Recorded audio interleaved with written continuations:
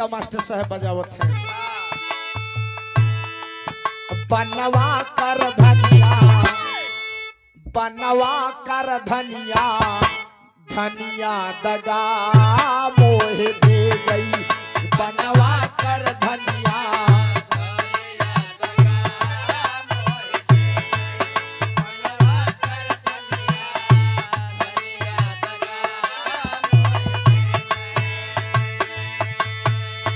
करके प्रीत हजारन वो से,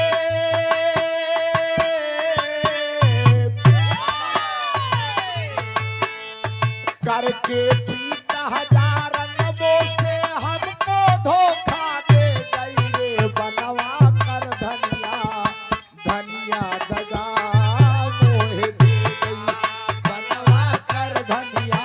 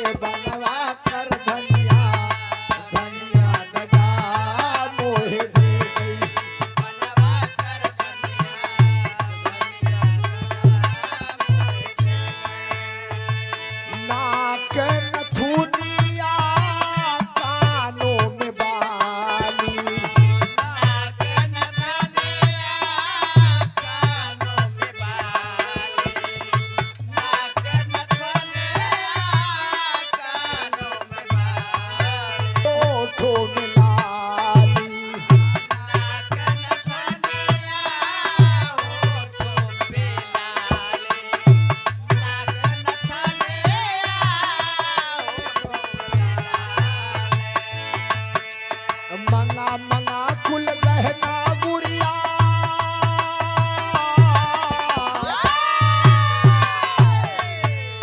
मंगा मंगा कुल गहना गुड़िया, नगद करेंसी ले गई रे। बनवा कर धनिया, धनिया दगा मोह दे गई।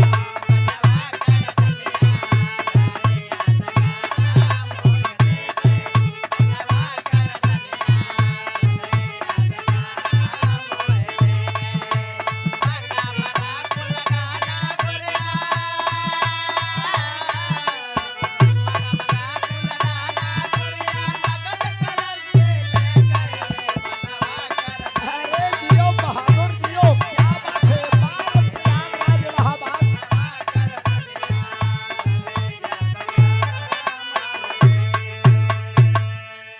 आइए, बिरहा का दौर बदल गया मेरे दोस्त।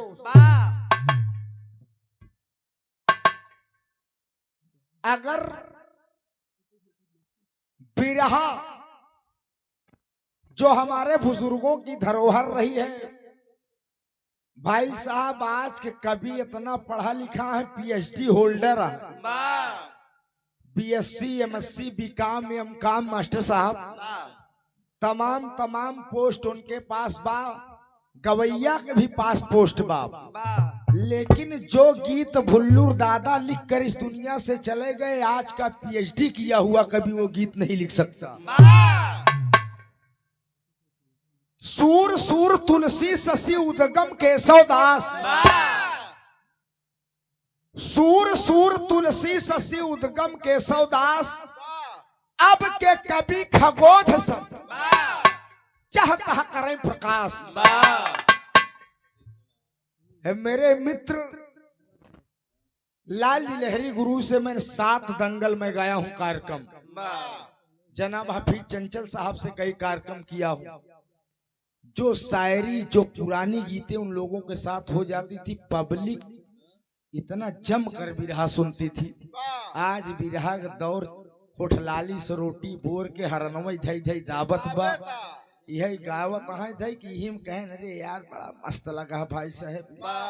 अब जोन जोन वैरायटी बिरहा में आई गया है मास्टर साहब। हाँ, लेकिन हैदर अली गुरु जी ने एक बिरहा गाया, एक अहिर रहा एक रहा जात का बनिया बैमनिया, दोनों जन के मन बसी। गड़रिया पक्का झूठा निकला। कोहाइन भी नहीं कंडवा चली। हाँ सही कहा था। कोहरा चाक चलावे लेके लाठी डंडवा। ये पुरान भी रहा। ऐठत की मोटकी चूनी चल दिए, गड़रिया पक्का झूठा निकला। मेरे दोस्त किस्सा कहानी रहे पक बिरादराना पर नहीं जाए पर न क्यों बुरा माने के बा। एक हाथ सरस के बिरहा प्रस्तुत बहंकार का लाइन बाप।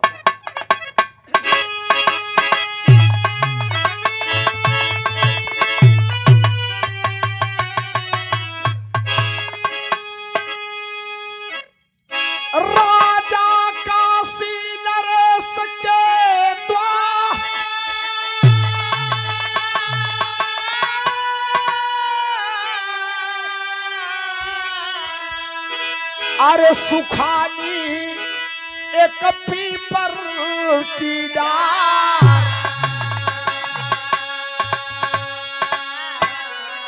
तकारण जान खातिर जुटे ज्योतिषियार।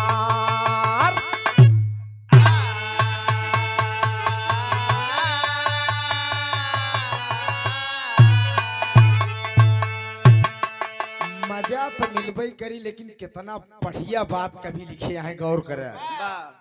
राजा काशी नरेश के दरवाजे पर एक पीपल का पेड़ है। पीपल के पेड़ की सभी डालियां हरी भरी है बाबूजी, लेकिन होमा के एक डार झुरान में। राजा काशी नरेश सिंहासन पर बैठा है, पीपरे के पेड़े पर नजर मारन, कहे यार सब डार झुरान बा, लेकिन सब डार हरी बा, लेकिन एक डार कहे झुरान बा। और रोज पीपरे के पेड़े में खाद पानी सब चीज दिन जात बा, आखिर एक डार कहे झुरान बा, सब हरी है। मंत्रियों को बुलाकर पूछने लगे, मंत्री कहे हुजूर पेड़ पौधा है एक डार नहीं कुल झुरा जय हम लोग का कैसे की। नगर में ढिढोरा पिटवा दिया गया। तमाम पंडित जोशी दरवाजे पे इकट्ठा हुए। पंडित जी क्यों अगर भाई साहब अगर मास्टर साहब बोरिंग करावे लागत तो पानी बरे कहा थी महाराज जी बताओ पानी कहाँ बढ़िया हो कौने कोने। पंडित जी बताई दे बात भी सही हो जाता मास्टर साहब।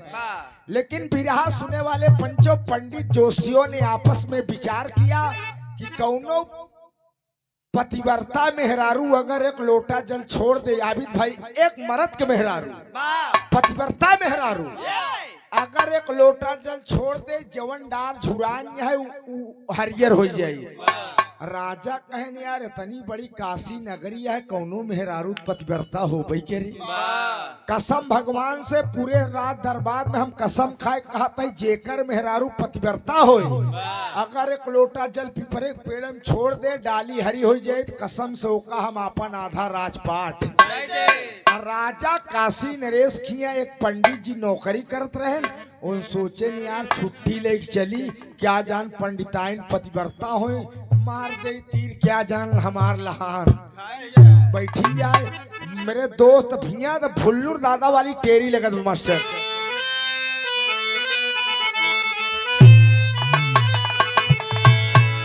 अरे झूरी झूरी पीपर की डरिया झूरी भाई, इलाहाबादी टेरी आई।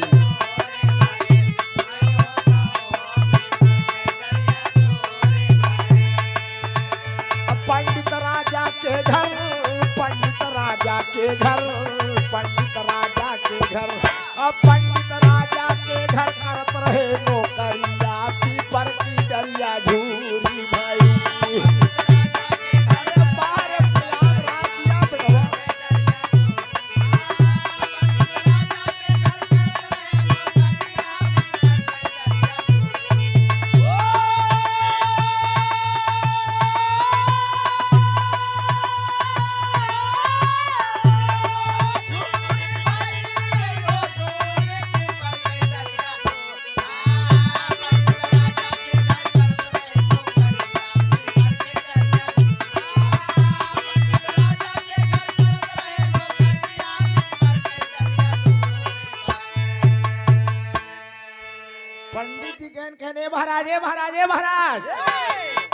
काशी ने कहन का बात है कोनो बात कहन हुजूर कुछ नहीं आप ढिढोरा पिटवाई दे पंडित जोशी कहन कोनो पतिव्रता मेहरारू एक लोटा जल छोड़ दे डाल हरी हो जाए तो आप आधा रात पार दे देबे कहन बिल्कुल दे देबे यार कहन हुजूर हमका छुट्टी दे दिया हम हमार पंडिताइन पतिव्रता है जात ही लियाए के आओ एक लोटा जल छोड़वाई दे डार हरी हो जाए आधा राजपाट तोहार नौकरे पाई जाए घी अड़ाए ससुर 35 में जाए का परेशान हम कहन छुट्टी दे हमका महाराज राजा काशी नरेश कहन यार बाभन हमरे हिये नौकरी करत बा आखिर जाए क्या जानी दुल्हनिया पतिव्रता हो पंडिताइन लियाए कावई जल छोड़वाई दे डार हरी हो जाए आधा राजपाट हम ही झटक नौकरवई झटक दे कहन जा भाई साहब अब कहानी गौर करा दोस्त छोट के भी रहा है कितनी बढ़िया बात हंसीदार बात बचला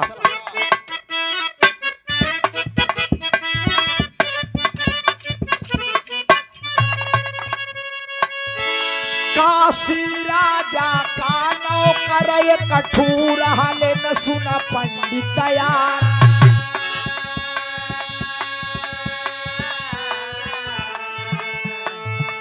अरे सुन के बात कहीं राजा से पतिव्रता हमारी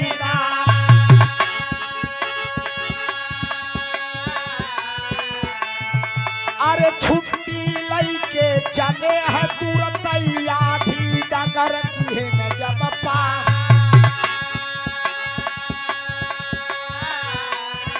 अरे फूल कुमरिया सुअर चरावत फूल कुमरिया सुअर चरावत पंडित जी से कहा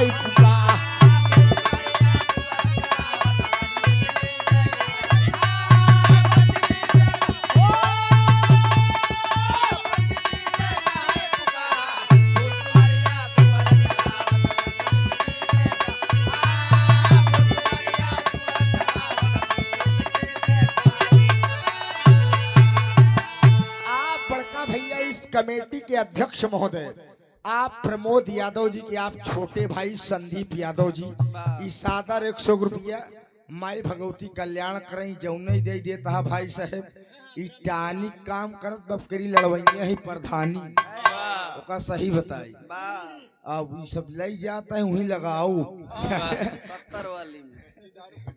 मेरे दोस्त संघर्ष करना चाहिए मेहनत करना चाहिए समाज के सेवक है ये करताल बस्तीन में मार दे तीर लही जाए शेर नहीं स्वभाव शेर यही मेरे दोस्त पंडित जी छुट्टी लेके चलते हैं रास्ता में धोती बटोरे चला जाता है एक फुलकुमरिया नाम का लड़की सुअर चरावत रहा है वो देखे कैसी पंडितवा रोज सवेरे ड्यूटी जात रहा संझा कावत रहा आज गवाए घंटा में लौट चलावत बा ऐसे हम बोलाए के पूछा कहे महाराज पालाजी महाराज ऐसे आया ऐसे ऐसे पंडित जी त्रिपुंड उर्पुंड लगाए कहें यार बहुत लंबी पहले की दागत खैरियत बाकी पंडित जी आन कहन बोल कहे बुलाए कहे कुछ नहीं महाराज रोज ड्यूटी सवेरे जात रहा आज शाम की आवत रहा आज गया घंटा में लौट के चलाया कहन पगली तो नहीं जानते फुलकुमरिया कहे महाराज का हम सपन देखा था कहन पगली राजा के दुआरे पीपर का पेड़ बा सभी डालियां हरी भरी है लेकिन एक डार झुरान बा पंडित जोशियों ने कहा है कोनो पतिव्रता मेहरारू अगर एक लोटा जल छोड़ दे तो जवन डार झुरान वो हरी हो जाई तो राजा कहन जेकर मेहरारू डार हरी कह दे ओका अपन आधा राजपाट दे दे फुलकुमरिया 1.5 हाथा डंडा ले रहा जानवर चरौतीन रहा कहे तू बाभन हो कोमा का करबे कहे पगली हमार पंडिताइन पतिव्रता जात है लियाए का एक लोटा जल छोड़वाए दे डार हरी हो जाए आधा राजपाट लहाए ले रे फुलकुमरिया कहे यह बाभन तू कहना कहे हमार बात बुरा न मानत एक बात कही कहन बोल कहन का तोहर पंडिताइन के माथे में लिखा है का पतिव्रता मान लो तू ड्यूटी चला जात कहूँ वंड वंड हो गए तो मेरे दोस्त फुलकुमरिया कहत बा एक लाइन कोहरौआ धुन लगाई बिरादरी वाला धुना चला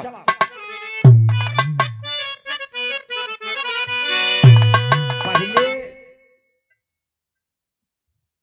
जयसिंह भैया 2 मेहरारू के रख ले, 3 मेहरारू बियाह कर ले, कहा यार फलानवक जानहीन जोर तब रखे बकी। आज एक ही लकड़ी की मेहरारू लिया खड़ी कही तो ओरिजिनल वाली मारत मारत मुंह लाल कही दी। मेहरारू काठे सबत बर्दाश्त नहीं कर। एक प्रजापति बड़ा खुरा पाती रहा तू दुल्हन लिया जो नौकी वाली आए खुशी रहे पुरनकी टिपुरी काहे माटी लिया किसान के न देव देखी कैसे मेटी के गरी हाड़ी तू बनवत है। प्रजापति वारू आबी रहा कहा तू न देव तुहार बहन दूसर दे। अरे हम गढ़ा पहाड़िया हम गढ़ा बमेटिया माटी नौकी से मनऊ भाई हम गढ़ा पहाड़िया।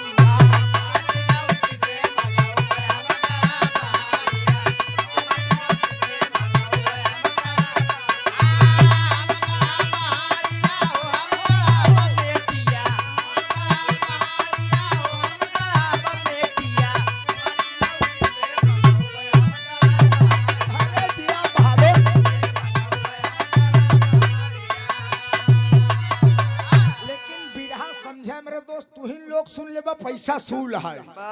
अरे मतिया मारी बाट का फुलकुमरिया पंडित जी का है। अरे मतिया मारी बाट का अरे हंस के बोली फुलकुमरिया मतिया मारी बाट का। ए महाराज कैसे तू जानत बाटा पतिव्रता बनारी अगर डार ना हरियर होई जाई इज्जत सारी। अगर तू लिया के मेहरारू चला गया झूठे का हम पतिव्रता ही एक लोटा जल छोड़ दे डार ना हरी होई तोरे मुहे में करिखा लग जाई। कहे ताऊ लगी है मुहना में तोरे कारी मतिया मारी बात का। कहे तब रे कोनो दिमाग बताओ। फुलकुमरिया कहे देखा तू बाबा न है विद्वान है तुहार छठाई इंदरी काम करत है। हमका देखता यह 1.5 डंडा ले ही। लेकिन एक बात मानत कही कहन बोल कहन पंडित जोशियों ने कहा है कोई पतिव्रता नारी एक लोटा जल छोड़ी तब डार हरी होई तब आधा राजपाट मिली। लेकिन तू आज जा पंडिताइन की परीक्षा ले। कहन कैसे परीक्षा ले। कहन तू जाए की कहा कि जे सौभतार का नारी उ जल छोड़ी तब डार हरी होई। अगर तुहार पंडिताइन पतिव्रतो ही आपन कसम तुहार मास जो न है लिया चला जाया नहीं कार नहीं पंडिताइन नहीं भैया हम सौठी अंड बंडन आई जल छोड़वाई ले। पंडित जी सोचे यार बुद्धि बहुत बढ़िया लड़की दे दिए। रोज हम टिक्का मुंदरा लगाए काशी नरेश दरबार पहुंच जाई थी। अब पता नहीं का पछोरत के रावती है आज एकर परीक्षा हम ले। बिरहा सुने वाले पंचों पंडित जी सोटा लेन धोती उठाएं घरे पहुंचेन भगवान का माया देखा पंडिताइन झाड़ू लगावत रहे। पंडिताइन झाड़ू लगावत रहे। पंडित जी कहन का सो पंडिताइन झाड़ू लेन मुड़ देखिन कहन का सो रोज सवेरे आओ संझा की आवत रहा आज बड़ा जल्दी चला का बात बा। तो पंडित जी कसमसाने कहे ने कि हमार बात है वहीं बरे हम आई है। कहन बोला बोला सैया कहा बात है। मास्टर से कहना है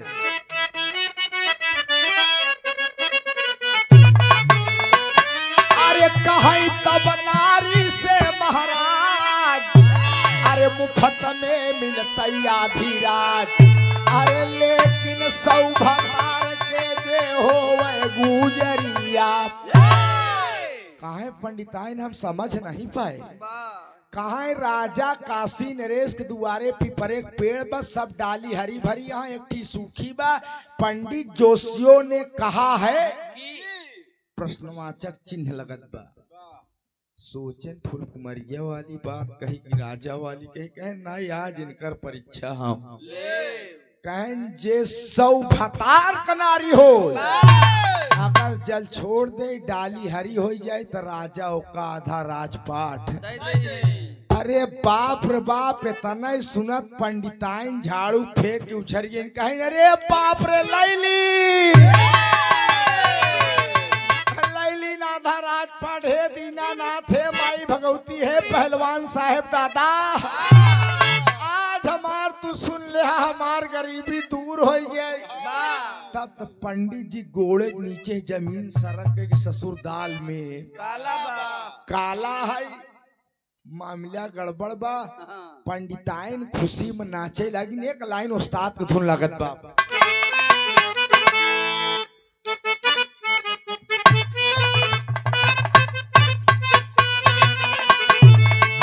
अरे ननदा फूल के नावा, अरे ननदा फूल के नावा के भर गई पानी, ननदा फूल के नावा के भर गई पानी।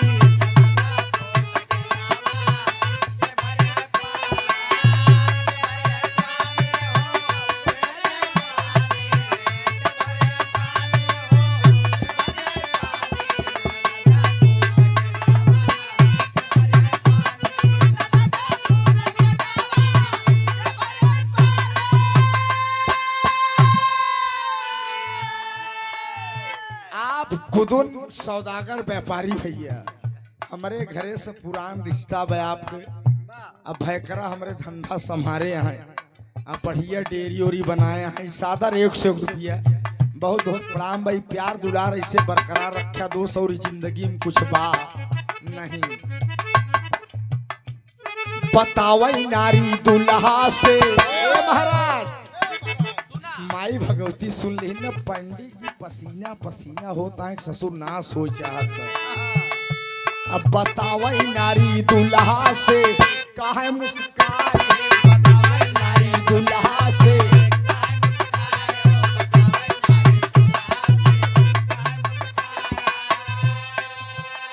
अब कहानी में गौर करा, पंडित जी कहन सुन रहे, अगर 100 में कौ कम होए तो डार हरियर न होए।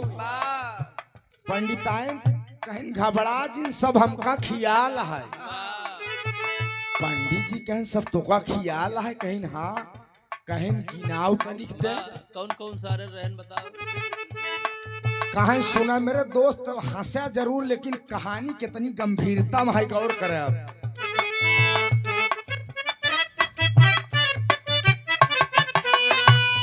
अब नैहरे में 70 कई के आवा हम गवनावा,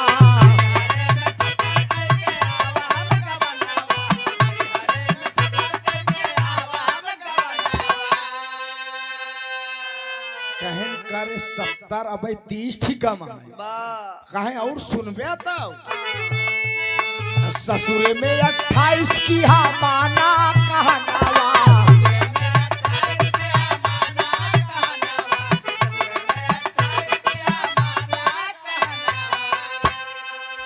70 28 98 ने 70 28 कहन करे अबे दू ठीका है। अरे तो हूँ के लिए दिहे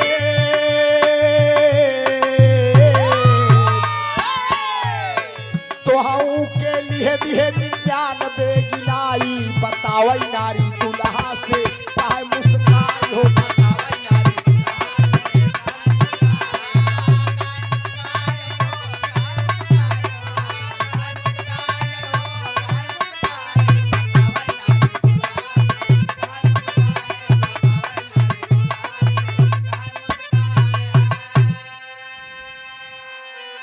सत्तर 28 98 कहा तुहाऊ के लेहे दे 99 कहन करे एक ठीक काम है, कहन पगलान है, काल जल छोड़े काल चले बने कहन तो तय करबे का, तो कहत का बा।